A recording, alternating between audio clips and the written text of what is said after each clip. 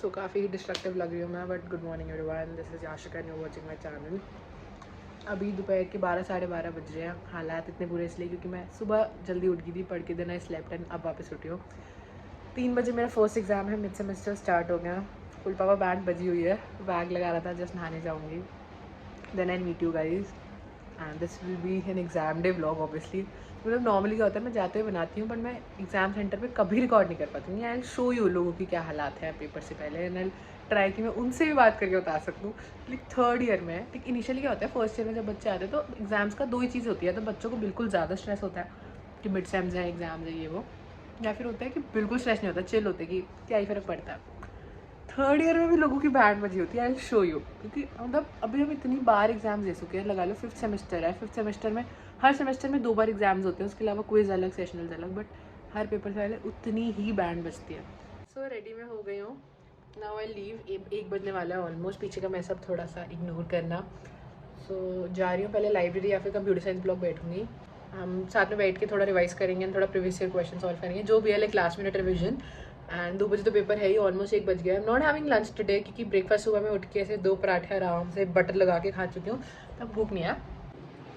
सीधा वहीं से सीधा एग्जाम सेंटर जाऊँगी तो दिखाऊँगी आपको कैसा सा माहौल है। एंड ऑनेस्टली आज ब्लॉग बनाने का मतलब यही, क्योंकि पहला पेपर था तो 2-3 दिन छुट्टी थी, तो I was little relax and chill about the syllabus, क्योंकि हो गया था।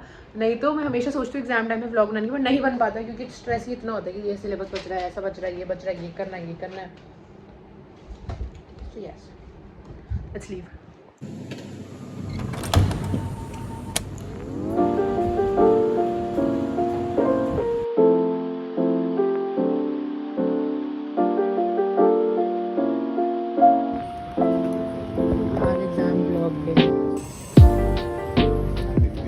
So, before moving forward in the video, let me introduce you to the first ever offline batch of Physics Wala, which will be getting started in Delhi Center. अच्छा, तो this course is for GATE preparation 2025. The course length is 1 year. Not only GATE, तुम्हें साथ साथ UNESC की तैयारी and SES की तैयारी भी साथ साथ कराई जाएगी. This is, once again I'm repeating, the first ever offline batch. This is much awaited. You guys can now finally get the offline experience and the offline authenticity of Physics Wala and get started with your preparation for 2025 batch.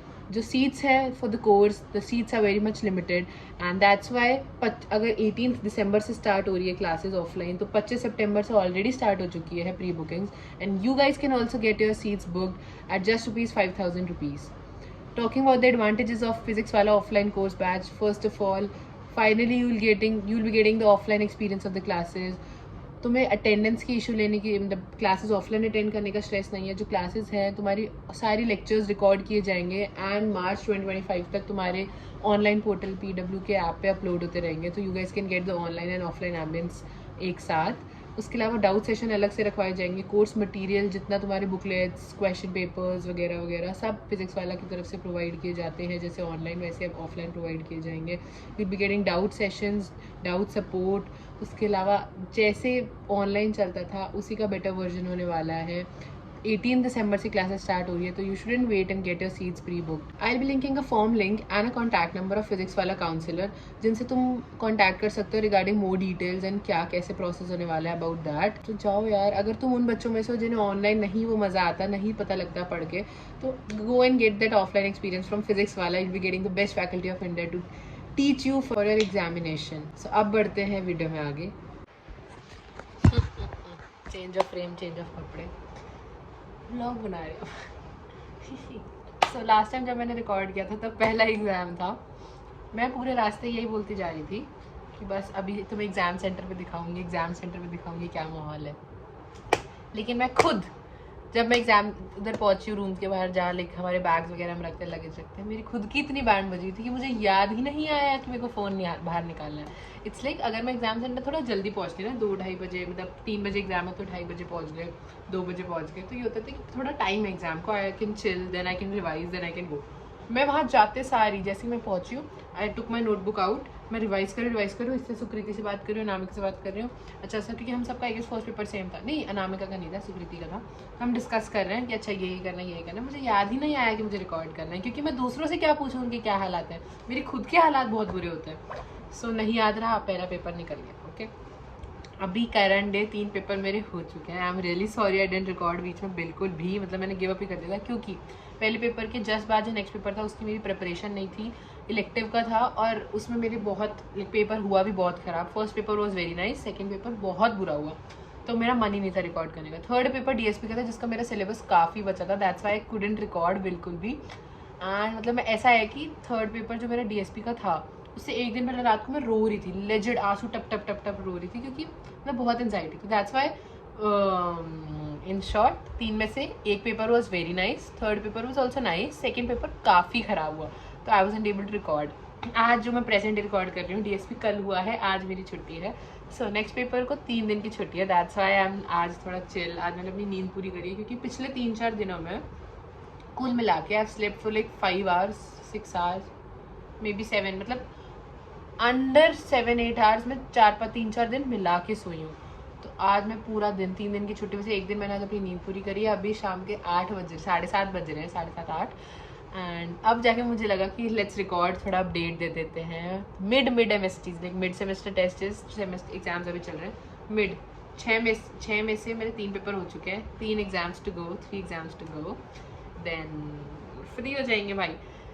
सो आज record कर रहे हैं। अभी तक का माहौल तो काफ़ी अभी लाइट है। अभी रात में आई स्टार्ट सेटिंग लैपटॉप नीचे, नोटबुक वोटबुक रख के बैठी है कि I record, I edit, I upload. आज नहीं तो अगर कल के लिए भी शेड्यूल करके देन आई स्टडी, क्योंकि नहीं तो ये बिल्कुल रह जाएगा।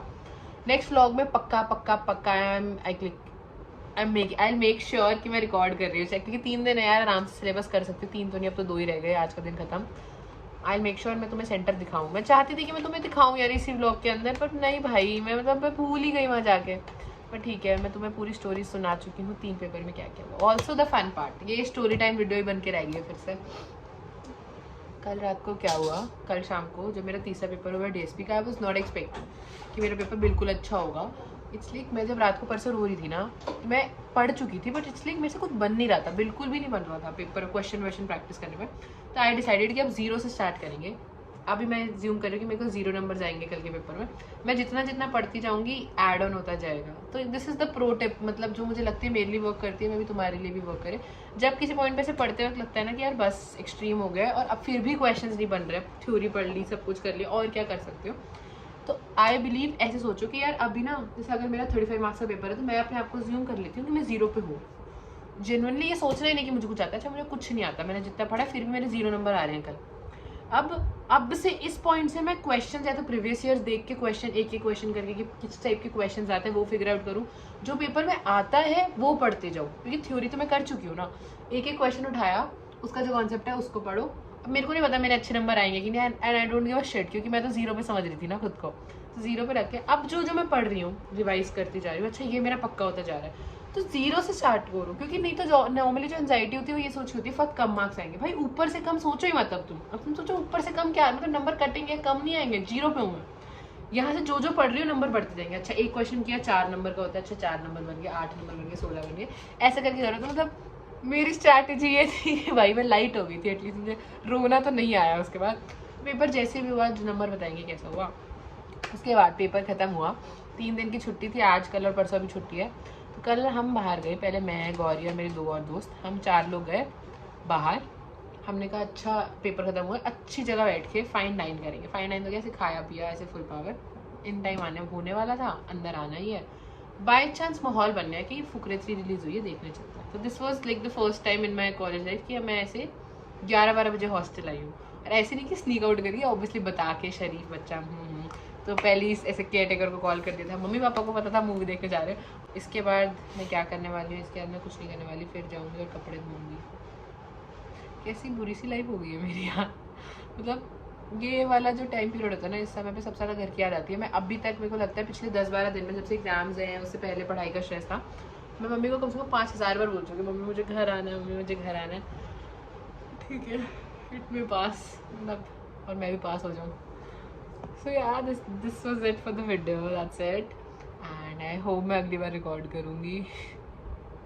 यार मेरे पास लगता है मैं क्या कर रही हूँ, बट ठीक है भाई, जनरली एग्जाम्स चल रहे हैं, तो अभी तुम थोड़ा कोप अप कर लो। वीडियोस ब्लॉग्स ऊपर नीचे से होने वाले हैं।